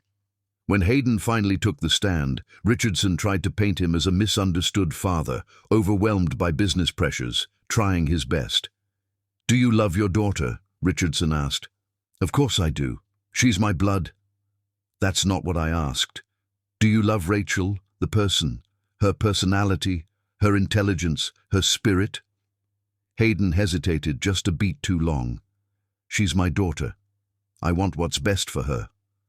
Which is why you told Penelope Ashford you were planning to send her to military school. That was taken out of context. Your Honor, the prosecutor said, we have Miss Ashford here to testify if needed. Penelope was called. She looked nervous, but determined. He said Rachel was damaged goods. She testified. Said her mother had ruined her with soft ideas and he needed to break her down and rebuild her properly. He showed me brochures for military academies in Eastern Europe, said they knew how to fix problem children. Did he ever speak lovingly of his daughter? The judge asked. Penelope shook her head. He spoke about her like a defective product he was stuck with. It made me sick. It's one of the reasons I ended the engagement, seeing how he talked about his own child. The final blow came when Stella testified. She spoke about finding Rachel hiding in closets to avoid her father's rages, about the child's failure to thrive despite material wealth, about the bruises she'd documented. But the worst part, Stella said, tears in her eyes, was watching my niece disappear. She stopped laughing. She stopped playing. She became this tiny adult, always watching, always afraid. In the 2 months she's been with me, I've seen glimpses of the child she could have been. Happy, free, safe. Your Honor, Richardson made one last attempt. Surely a child belongs with her biological parent. Biology doesn't make a parent, the judge interrupted. Love, care, and protection make a parent. Mr. Christensen, in all the testimony I've heard, in all the evidence presented, I haven't heard a single instance of you acting in your daughter's best interest unless it served your own. She looked at Rachel. Young lady, you're remarkably brave and remarkably brilliant. No child should have to be either to survive their childhood. Then, to the courtroom, I hereby grant permanent full custody to Stella Christensen. Hayden Christensen's parental rights are terminated effective immediately. He is to have no contact with the child until she reaches 18, and only then if she chooses to initiate contact. You can't do this, Hayden exploded, jumping to his feet. She's mine, my property, my blood. And that, Mr. Christensen, the judge said coldly, is exactly why you're losing her. Children are not property. Bailiff, please remove Mr. Christensen. As they dragged him out, he screamed at Rachel, You'll regret this. You'll come crawling back. You're nothing without my name. Rachel stood, her small frame somehow filling the courtroom. I was nothing with it. Now I get to become everything despite it. The courtroom erupted in applause, unprecedented for a custody hearing. The judge didn't even call for order. Outside the courthouse, Rachel stood between Stella and Elisha, breathing free air for the first time in her life. How do you feel? A reporter asked. Like I finally get to be a child, Rachel answered. Grayson stood nearby, and Rachel saw him take Elisha's hand quietly, away from the cameras. Elisha didn't pull away. What's next for you? Another reporter called out. Rachel looked up at the two women who'd saved her, one by blood, one by choice, and smiled. Whatever I want. For the first time in my life, whatever I want. Chapter 9. The final confrontation begins. The criminal trial of Hayden Christensen began on a morning when ice covered Hartford like a crystal shroud, making the whole city shimmer with dangerous beauty, a perfect metaphor for the man himself. Rachel sat in the prosecution's witness room, reviewing her testimony one final time.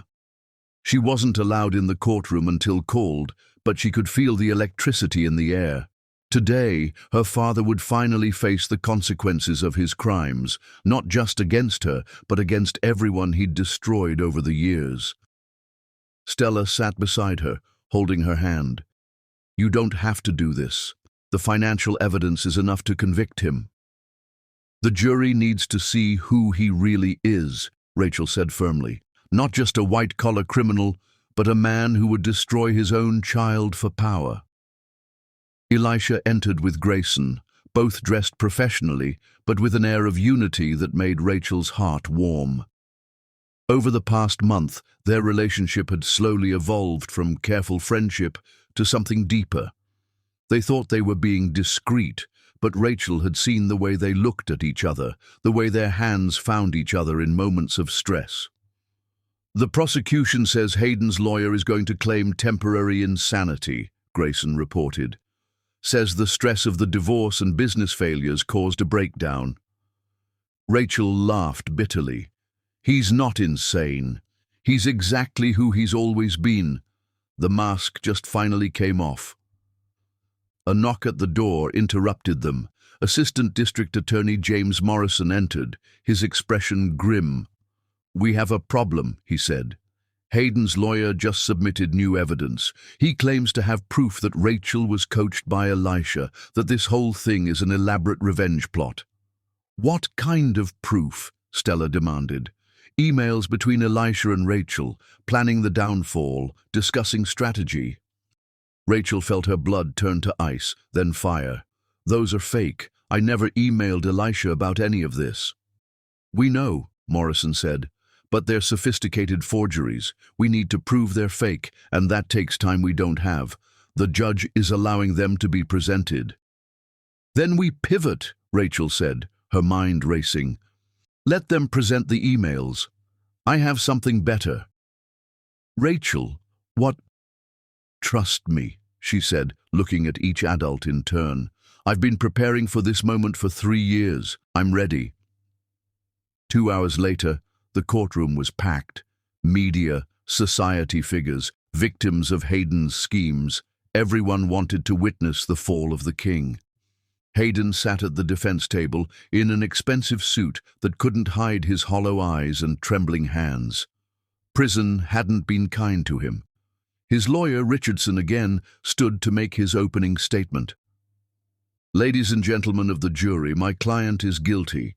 Guilty of being a flawed father, an imperfect husband, perhaps even an aggressive businessman. But he is not guilty of the crimes charged. He is the victim of an elaborate frame-up orchestrated by his ex-wife and, tragically, his own daughter, who was manipulated into destroying her father."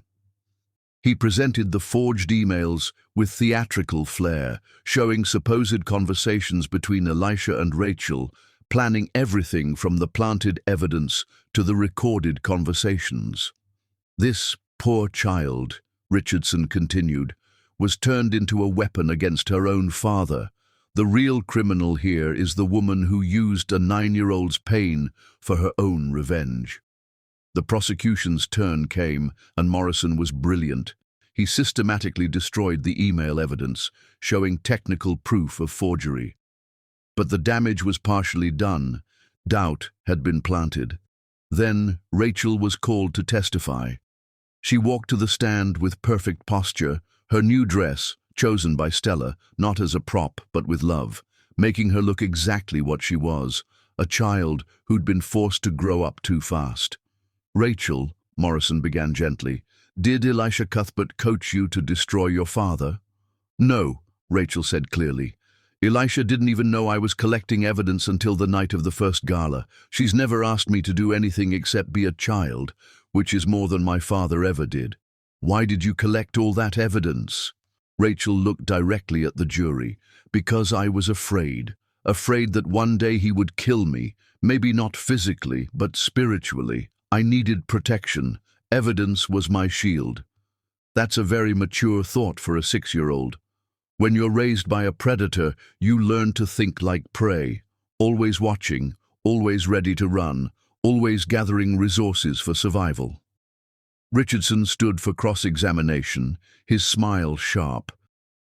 "Miss Christensen, or should I say Miss Stella's ward now, you claim you were afraid of your father, yet you lived with him for 9 years. Where else could I go? I was a child. You could have told someone." "I did. I told nannies who were fired for overstepping. I told teachers who were told I was imaginative. I told his business partners who laughed and said I'd understand when I was older. No one listens to children when money is involved. So you decided to destroy him instead.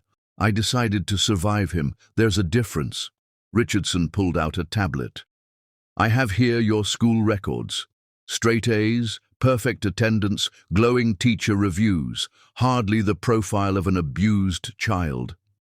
Rachel's composure finally cracked, but not in the way Richardson expected.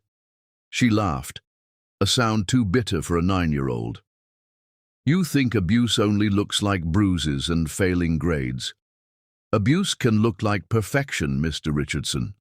It's the child who never makes mistakes because mistakes mean rage. It's the student who never misses school because school is safer than home. It's the girl who gets perfect grades because maybe if she's perfect enough, her father will finally see her as more than an inconvenience. She pulled out her own tablet, which Morrison quickly admitted as evidence. You want to see what abuse looks like? Here's my diary. Not written, video. 3 years of daily entries. The first video played. 6-year-old Rachel, hiding in her closet, whispering, "Daddy hit Elisha again. She tried to cover the bruise with makeup, but I saw. I wish I was brave enough to help her.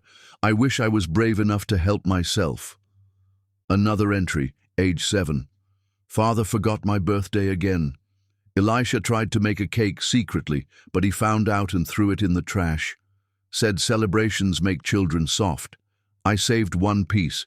It tasted like love." Age 8. "Father says I'm getting too much like Elisha. He says it like it's bad. But Elisha is the only person who ever loved me, so maybe being like her means I'm capable of being loved. Maybe that's what he hates." The final entry, recorded just before the first gala. "Tomorrow I start fighting back. Not with fists or words, but with truth. Father taught me that information is power. Time to use his lessons against him." The courtroom was silent except for muffled sobs from the gallery. "Those could be scripted," Richardson said desperately. "Then how about this?" Rachel pulled out a small box from her pocket. "My father's hair, and mine. I had them tested at 3 different labs." She handed the results to Morrison. "He's not my biological father." The courtroom exploded. Hayden jumped to his feet. "That's impossible." "You knew," Rachel said calmly. "You've always known.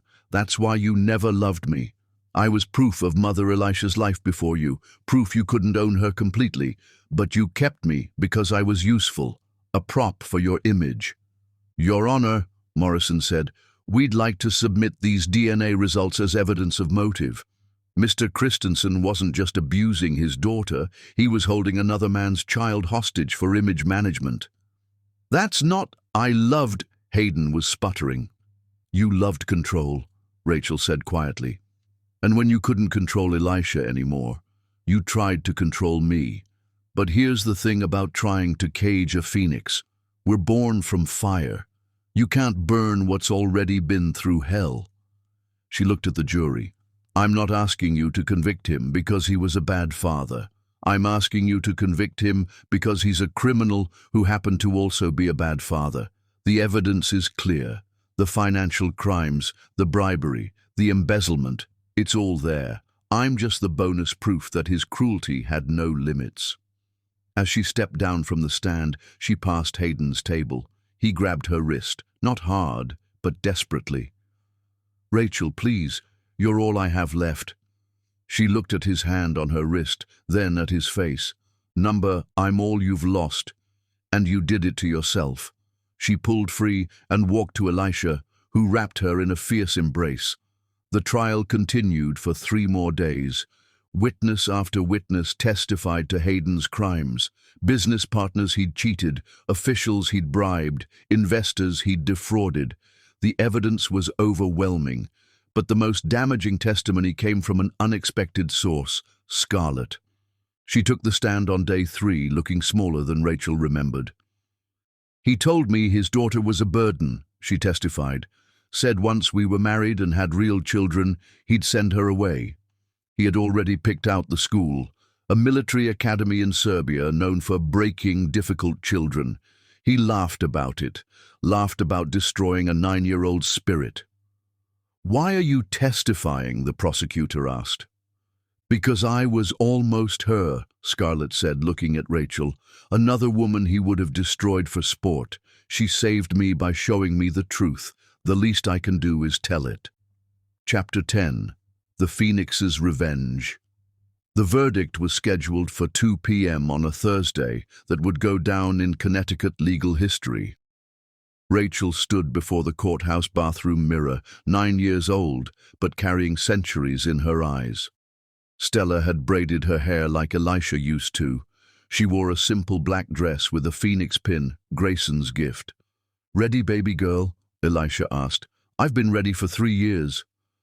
They walked together, Rachel, Elisha, Stella, and Grayson, a family forged by choice. The gallery was packed, media waiting, the city holding its breath. Chaos erupted as they reached the doors. Screams, security rushing inside.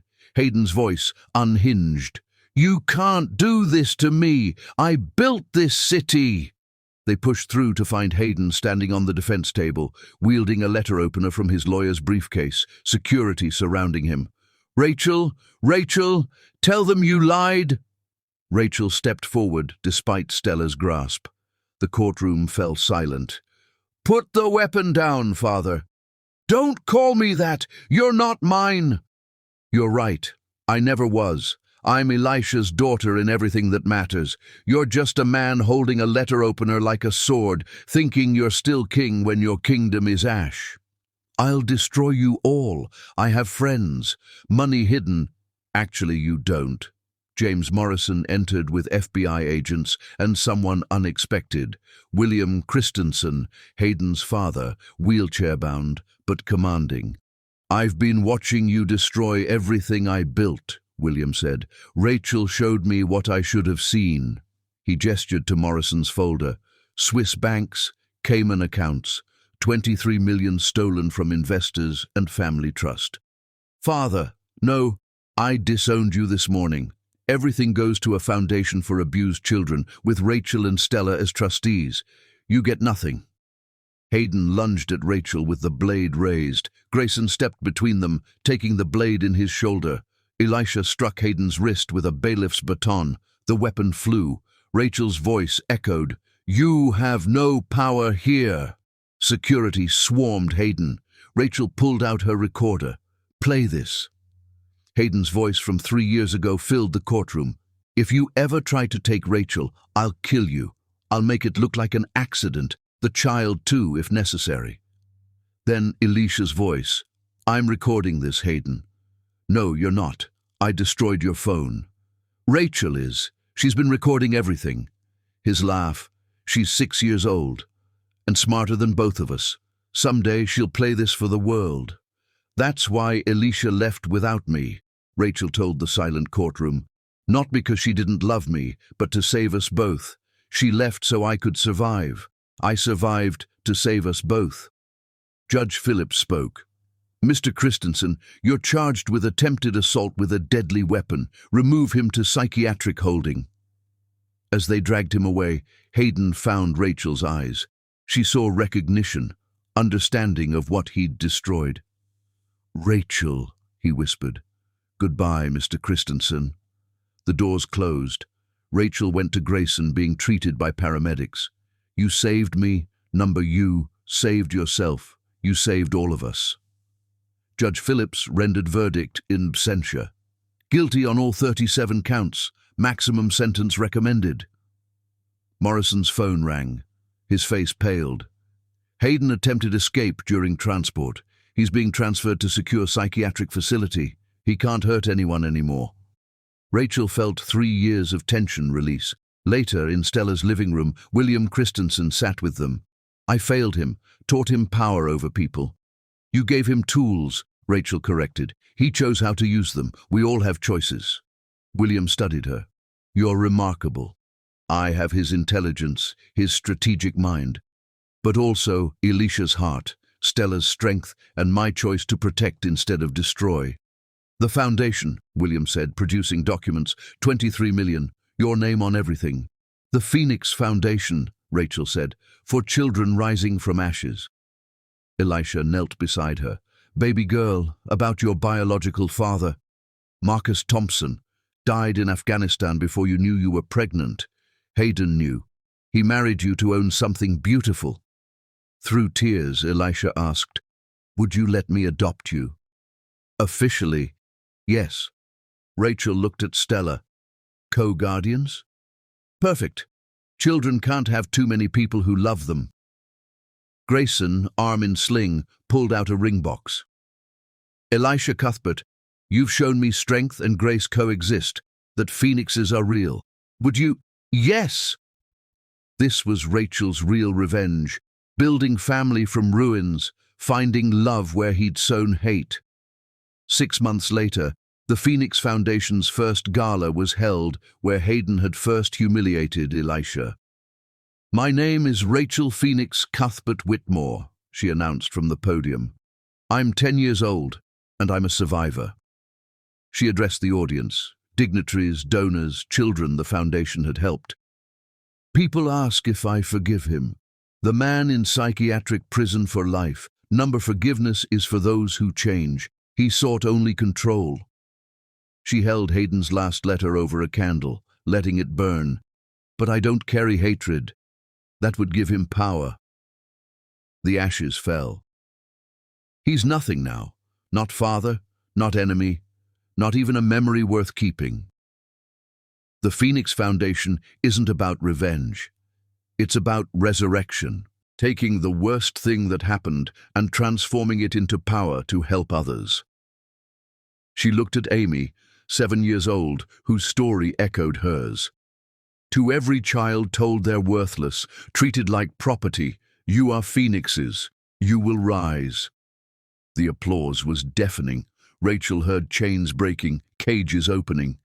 Elisha embraced her. "I'm so proud, baby girl." "Mom," Rachel said, "we're free." In a psychiatric facility, Hayden sat in a padded room, talking to shadows about his empire. His words meant nothing. He'd become what he'd always feared, irrelevant. In a ballroom full of light, a 10-year-old girl stood tall, surrounded by chosen family, proof that the greatest revenge isn't destruction. It's becoming everything your abuser said you'd never be. Rachel Phoenix Cuthbert Whitmore looked at her family, her foundation, her future spreading like wings. She hadn't just survived, she had won. The phoenix had risen. The daughter had her revenge, and it was perfect. Epilogue. 5 years later. Rachel stood before the congressional hearing, 15 years old but carrying herself with the gravity of someone who'd seen too much and chosen to transform it into purpose. "Senator, you ask why a 15-year-old should be heard on matters of child protection law. I answer, because I survived what your current laws failed to prevent, because I have the scars, physical and emotional, that your indifference allowed. And because the Phoenix Foundation has helped 3,000 children escape situations your system ignored." She placed a thick folder on the table. "These are their stories. Children failed by laws that prioritize biological rights over safety, wealth over welfare, appearance over truth." The senator shifted uncomfortably. "Miss Cuthbert Whitmore, surely you're not suggesting—" "I'm suggesting exactly what you think I'm suggesting," Rachel interrupted calmly. "That money and power have insulated abusers for too long, that children's voices are dismissed until tragedy makes them impossible to ignore, that my biological father sat on committees like this one while terrorizing his family at home." She looked directly at the cameras broadcasting the hearing nationally. "Hayden Christensen died last year in psychiatric custody, alone and unmourned, but there are thousands of Hayden Christensens still out there, hiding behind respectability while destroying the children they claim to own. This bill, Rachel's Law, as the media has named it, will give children the right to seek protective separation without requiring physical evidence of abuse. It acknowledges that emotional terrorism leaves no bruises but kills souls just the same." "The cost," another senator began.